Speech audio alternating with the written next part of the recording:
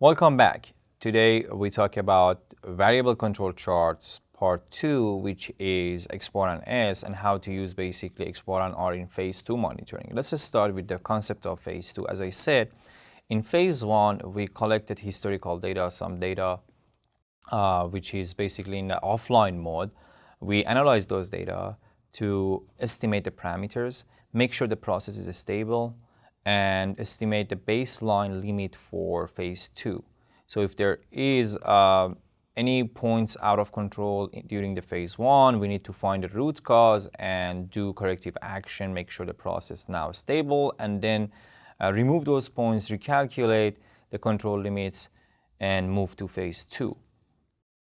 In phase 2, what we do is one point at a time. It's more online. So we collect the sample, we calculate export, we calculate R, and we immediately plot those points on export control chart and R control chart. We do not wait until we get another 50 sample or 30 samples. So it's one sample at a time. Here is one example from the previous example that we had basically for phase 1. So the data before dashed line is phase 1 data. If you remember, we found the baseline control limits, so that's the UCL and LCL. As you can see, this is the baseline. And then we have one sample at a time. So let's say we collect 5 bearings. We have these numbers. The average is 35. The range, which is max minus mean, is 7. So we plot 34 here and 7 on this chart. So everything is in control. We move to the next one, maybe after half an hour or 15 minutes, whatever the sampling interval is. We collect another sample, we calculate export, we calculate R, and then we have the next one and the next one here. And we continue plotting, collecting samples and plotting the points. So as you can see, at some point, the process becomes out of control. Now the question is whether mean has changed or variance. As you can see, because the points are out of control from XBAR chart, it indicates that the mean of the process has changed.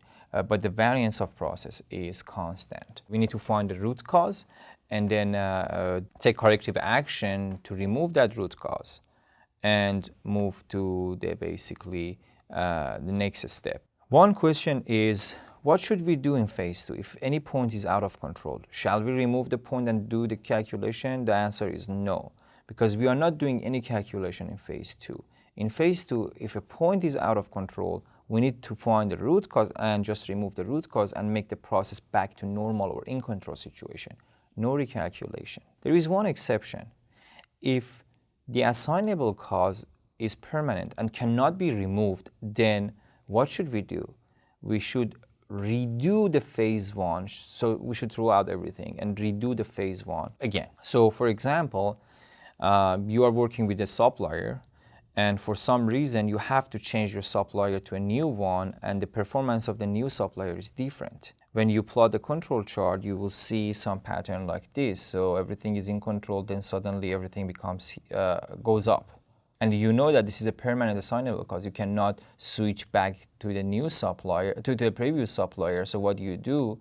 You throw out all things that you have here and try to redo phase 1 by collecting M sample of N, so 25 or 30 samples of, let's say, 5 observations, and redo phase 1. Another time that we try to redo phase 1 is when you have a good assignable cause.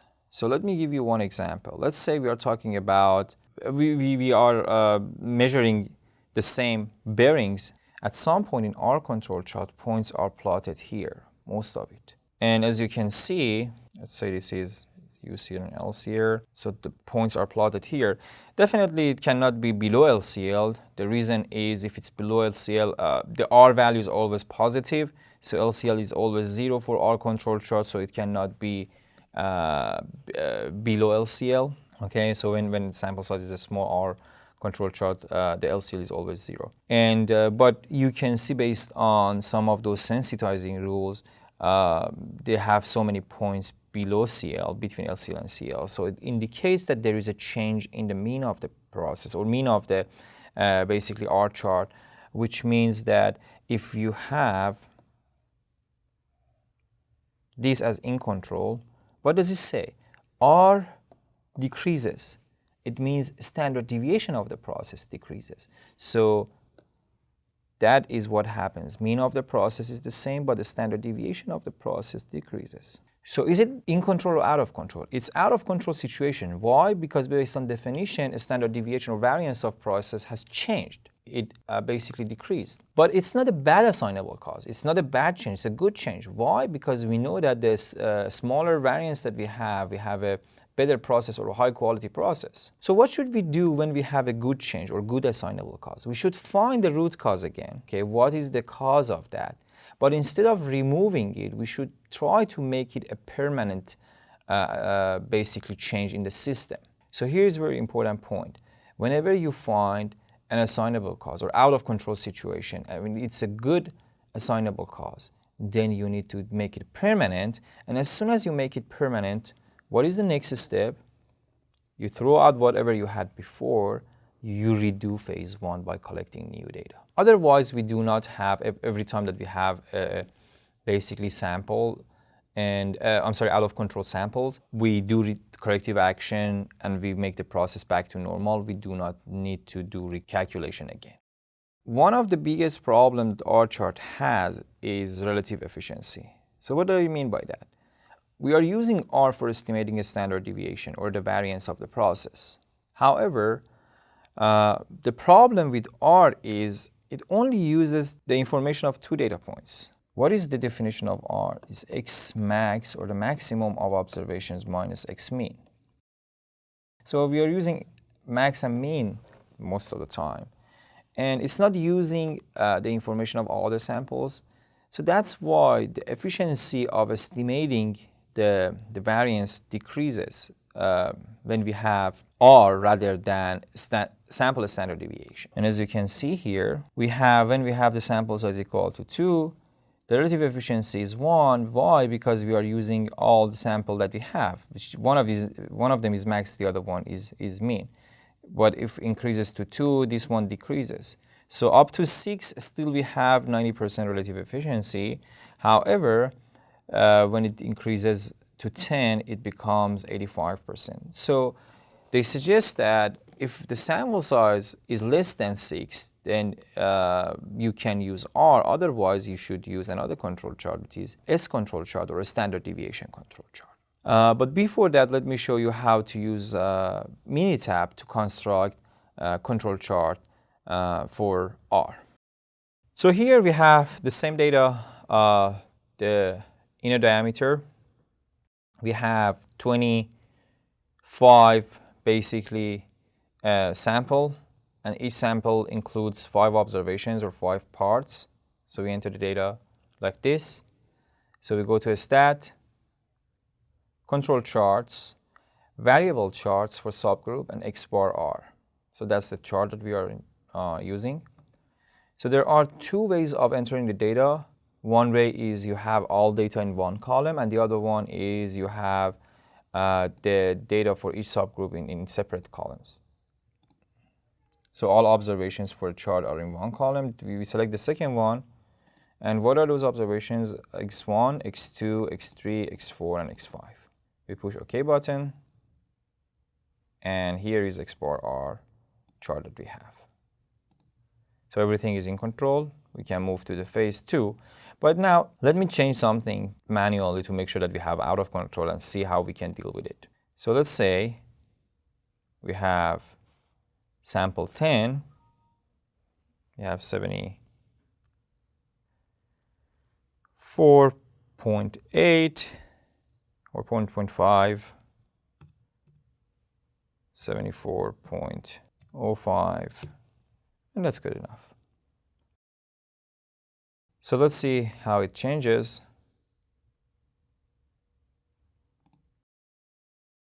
So now I'm changing some numbers to produce some out of control point and see how we can do phase 1 when we have out of control points.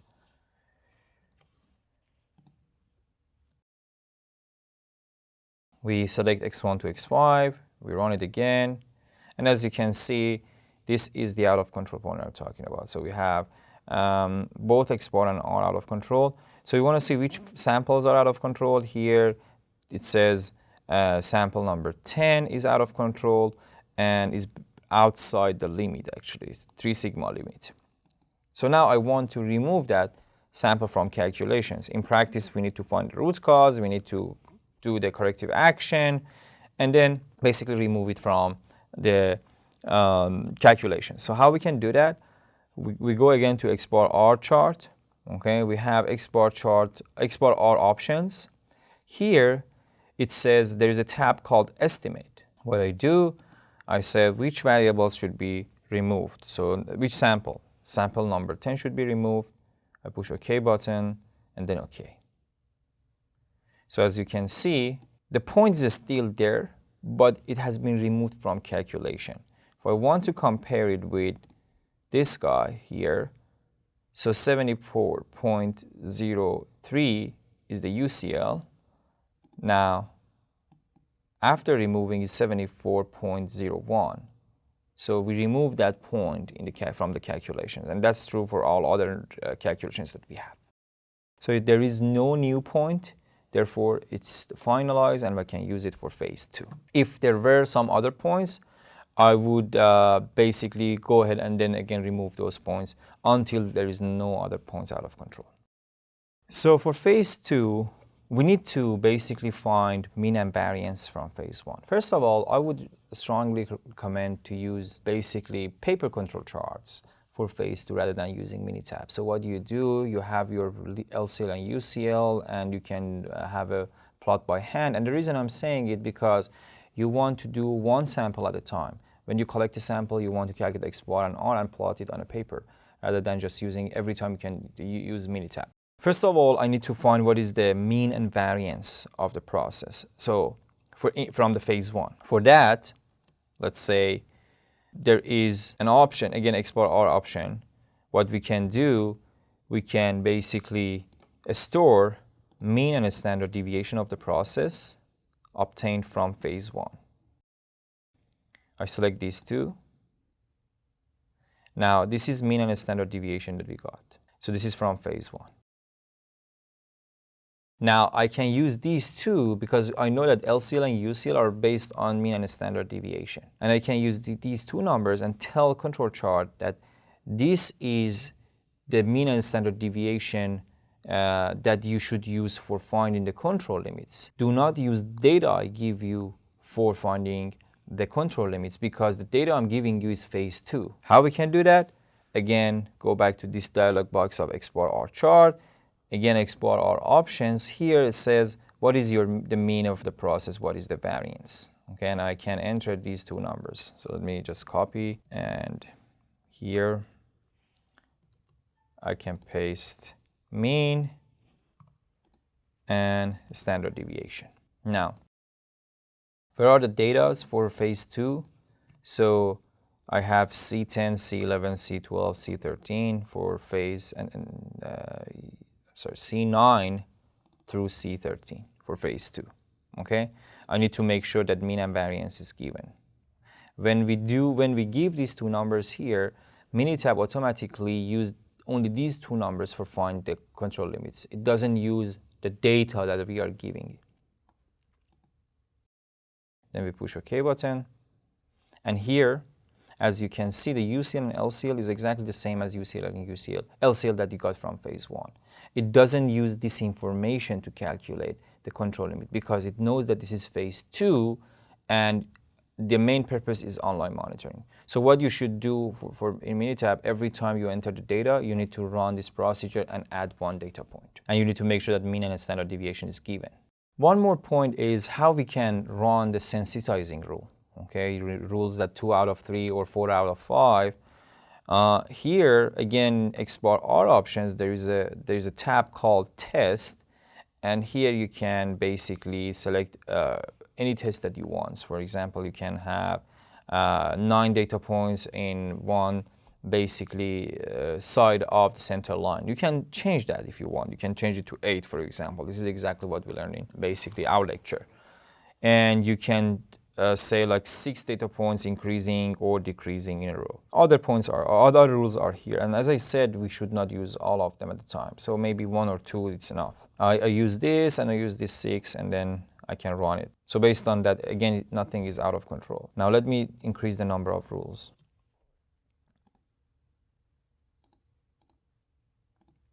I select all rules, something that we should not do in practice, definitely. And as you can see, everything is, again, in control. For cases that we have, the sample size is larger than 6, we need to use X bar S. And now let's see how we can calculate the control limits for X bar and S control chart. First of all, just to remind you what S is, S is a standard deviation, I from 1 to n, xi minus x bar square divided by n minus 1 and square root of this guy. So that's the S. So what do we do? Let's say we have samples, different samples, let's say 25 or 30 samples. Then we have x1 to xn. We calculate x bar, but instead of r, now we calculate S for each sample. Actually, S always better than R control chart. And traditionally, they use R control chart because it's easier to calculate if you are doing the calculation by hand. But if you are doing the calculation by computer, and which is the case most of the time, we prefer to use S control chart because it's more powerful compared to R chart and is less sensitive to normality assumption. Because normality assumption is a very important assumption. If it is violated, it's fine for X bar. X bar is robust to normality assumption. S is also more robust to normality assumption compared to R. R is very sensitive. Okay, and that's why I would recommend to always use X bar S rather than X bar R, especially when you have computer and you can calculate S easily. When we calculate those X bars, we can calculate X double bar as the average of averages and S bar as average of standard deviations, which gives us UCL, CL, and LCL. And as you can see, is X double bar plus minus A3, which is a constant. Again, this constant can be found from the table that we have as a function of sample size. And S bar is the average of standard deviations. This is the control limit for X bar. And this is the control limit for S. As you can see, you calculate S bar, and B3 and B4 are two constants from, again, the table based on the sample size. Let me show you how you can use S chart in using Minitab. So we have the same data that we had. I just show you how to use S chart for the phase 1, and automatically you can do whatever you learned for phase 2 in X bar R, you can extend it to X bar and S chart. So stat, control chart, variable charts, X bar and S. You select this. Okay, now this time let's use the all observations in one column. So we have all observations in one column, which is C7, and the subgroup size is 5. Then we push OK button, and you can see this is X bar S control chart. So these are X bar, this is S, everything is in control. We can move to the second phase by capturing and saving the mean and variance. And for the second phase or phase 2, we can input that mean and variance to Minitab to automatically calculate the baseline control limits. So all the options that we had in X bar and R exist here as well. You can see parameters. If you want to remove some basically points or samples, you can use that estimate bar, different tests. Here limits you can define if you want to use something, your K is usually 3. If you want to use 2.5 or 3.5, you can use that here. And Box-Cox transformation, you've seen this before. If the data is not basically the data does not follow a normal distribution, you can apply this Box-Cox transformation as well. And if you want to save mean and standard deviation, you can do it here. Here are also some non-random pattern. If you remember, we said if a point is outside the LCL and UCL, the process is out of control. But that is not the only option. There could be some non-random pattern as well. One of them is cyclic random pattern, as you can see. Could be because of the temperature going up and down during the time of the day. Another one is some points, so many points below CL, which shows a small mean shift. So that's the mean shift of the process when the process is in control, and then a small mean shift becomes here.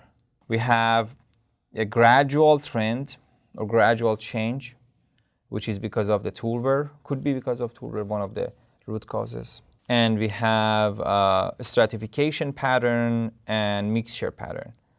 We already talked about these two when you have basically two different machines which have two different averages, mu1 and mu2, and you sometimes sample from this machine, sometimes sample from this machine, and that's why you have some points here and some points here which are different from each other. And when does the stratification happens, again the same thing, you have two machines, but what you do, you have a basket and combine these two.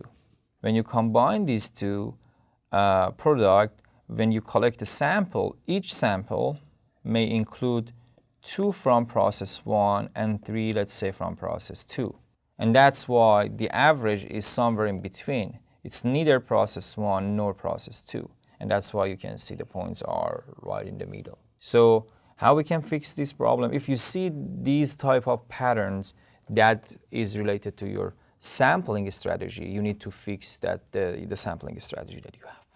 The last type of control chart, variable control chart we learn is XMR, which is individual and moving range control chart. In some cases, we cannot have a rational subgroups. Okay, we cannot define a subgroup. By subgroup, I mean having a sample of n parts. So either we are doing 100% inspection, or if we have more than one sample, it basically, the values of those samples are very similar. Here is one example. Let's say we are talking about viscosity of chocolate in a chocolate factory, and let's say this is a liquid chocolate, this is a string, and we are talking about viscosity, and let's say we want to have n equal to 5, which means every time I have 5 samples and we measure the viscosity. Since the chocolate tank here, the chocolate inside this tank is homogeneous, then the values that you get for these 5s should be very close to each other, if not identical. And what happens, your R is close to 0. So you don't have any standard deviation. So you cannot estimate a standard deviation. In those cases, what we need to do, we basically go with n equal to 1 every time we have only one observations. That's why we call it individual. So now let's see how we can construct individual MR control chart. Let's say we have a data set like 1 to 25, but we only have one observations. Let's say this is 2.5, 2.1, 2.3, and so on and so forth. And then what we do, we cannot calculate R or S because we only have one value. Instead, what we do, we define something called moving range, which is the range for the moving window. So we use 2 consecutive observations and find the range for these 2 consecutive observations. For the first one, there is no observation behind it, so we don't have any moving range. For the second one would be 2.5 minus 2.1, or 2.5 minus 2.5, but the absolute value, which is 0.4. So the absolute value is like finding the max and then between 2 numbers and subtracting the mean from the max. So that basically range function. And then we move the window to the next one, 2.1 and 2.3. We subtract that, the absolute value would be 0.2.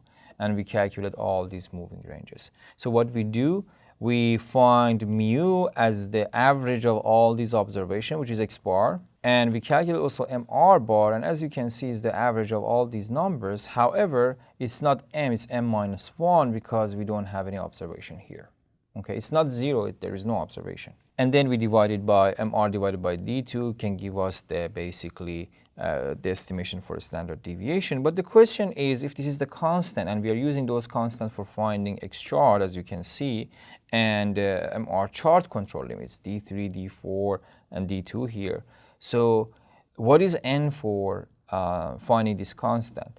N for finding this constant is 2, and the reason is because we are using 2 consecutive observations for finding the range or the standard deviation. That's why we use n equal to 2, and in this case, d2 for n2 is 1.128.